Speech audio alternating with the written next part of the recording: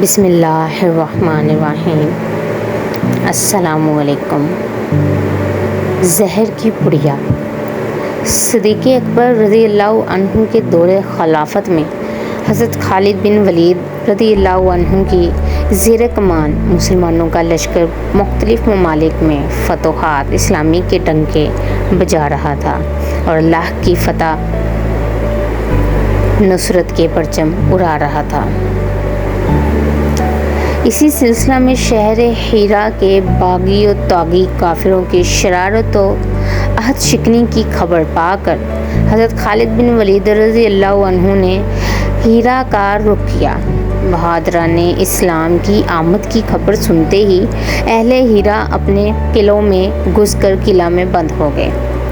حضرت خالد بن ولید رضی اللہ عنہ نے سب قلعوں کو چاروں طرف سے محصور کر لیا اور کئی ایک شب و روز تک قلعوں کو گھیرے رکھا اور لڑائی اس لیے نہ چھیڑی کہ شاید یہ لوگ راہ راست پر آ جائیں، لیکن جب ان کی طرف سے کوئی ایسی تحریک نہ دیکھی تو حضرت خالد نے حملہ کر کے شہر کی آبادی اور اس کے اندر کے ویروں اور کنیسوں پر قبضہ کر لیا۔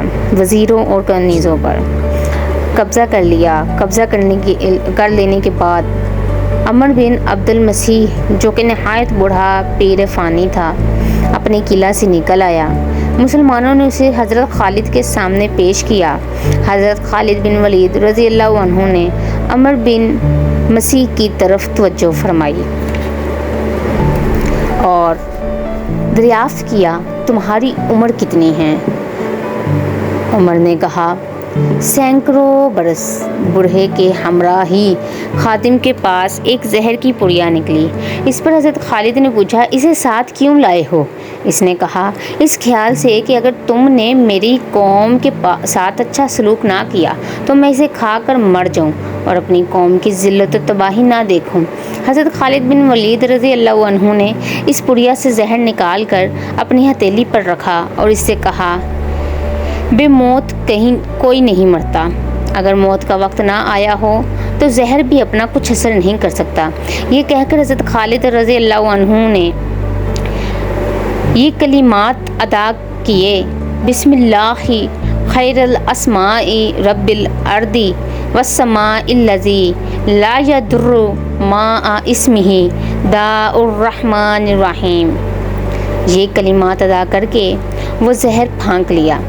اس بوڑھے کافر نے یہ اعتقاد اور خدا پر اعتماد کا منظر دیکھا تو ششدر رہ گیا اور وہ تمام لوگ بھی حیران رہ گئے جو قلعوں سے نکل آئے تھے، اور عمر بن مسیح کی زبان سے تو یہ کلمہ بے اختیار نکل گیا کہ جب تک تمہاری شان کا ایک شخص بھی تم میں موجود ہے تم اپنے مقصد میں ناکام نہیں رہ سکتے۔ حضرت خالد بن ولید رضی اللہ عنہ اسلام کے بہت بڑے بلند رتبہ جرنیل تھے۔ مسلمانوں کو ہمیشہ ان پر ناز رہے گا، اور صحابہ کرام اپنے عزم و اعتقاد کی بدولت موت سے متعلق ہراساں نہ تھے، اور اسی جذبے کی بدولت وہ حیات جاودانی پا گئے۔